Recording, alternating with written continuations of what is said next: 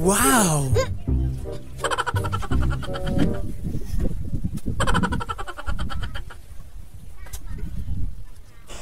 Sobrang nagkikrave talaga ako ng buko. Gustong gusto ko talaga kumain. Kaya naisipan ko pumunta ng fish pond namin para kumuha ng buko.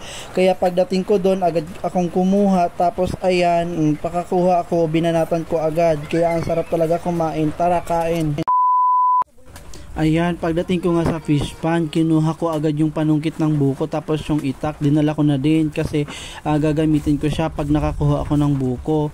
So pumunta na nga kami sa bukuhan para maghanap ng buko kung saan kami makakakuha. Ayan na nga, pagdating ko dyan, nakakita ako ng buko, tapos sumungkit na ako kung buko talaga.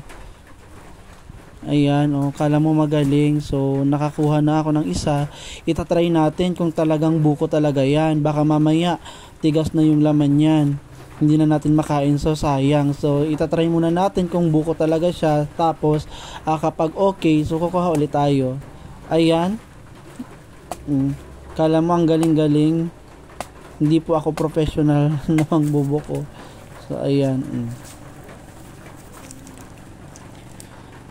So ayun na nga, nakita ko, tamang-tama, buko talaga siya. So excited na ako. Ayan, so ang sarap-sarap talaga. Fresh from the farm. Ang sarap ng sabaw niyan. Sobrang tamis talaga, parang Sprite. Kaya kung gusto niyo magbuko, so pumunta lang kayo dito sa fish pond namin. Kakain tayo ng buko. Libre yan, for free. So sasamahan ko kayo.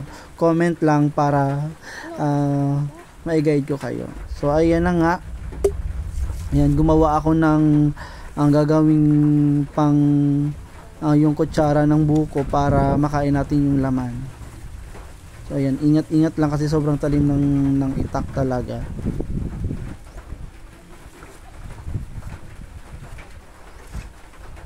So ayan, nakagawa na tayo ng kutsara ng buko. So ayan, bibiyakin na natin. So perfect yung laman ng buko. Kaya ayan, babanatan na natin kasi sobrang crave na talaga ako. Ayan. Kaya lang ayan, ang dumi ng kutsara, pati yung laman ng buko na dumihan na. Ayan, tinatanggal ko yung dumi diyan kasi ang dumi, hindi ko makain. Ayan, doon tayo sa kabila. So crave na ako. Shit, sarap, perfect.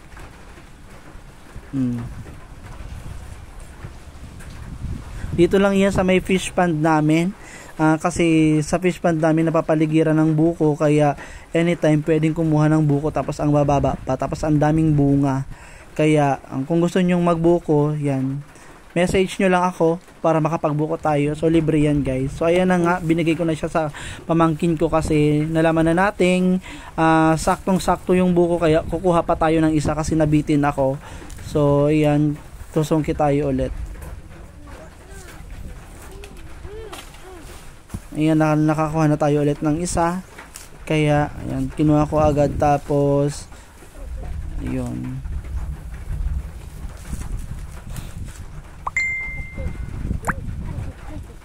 bubuksan na natin agad yung mga pamangkin ko.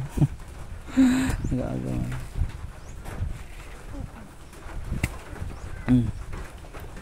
So gagawa ulit tayo ng kutsara ng buko. Ayan.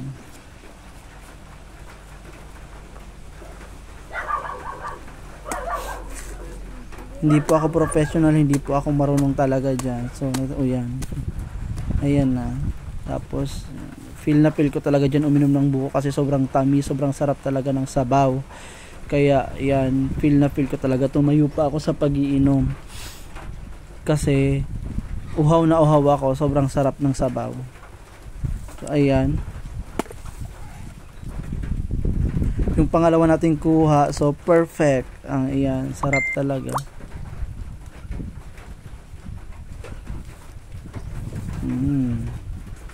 Fresh from the farm. So, shit, feel ko talaga.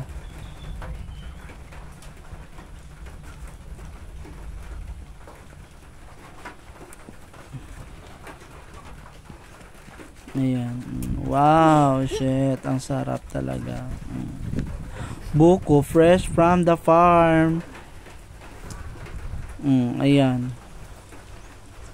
Banat kong banat talaga. Hindi ko pinatawad kasi sobrang sarap talaga. As in, crave na crave talaga ako ng buko. Kaya, ayan.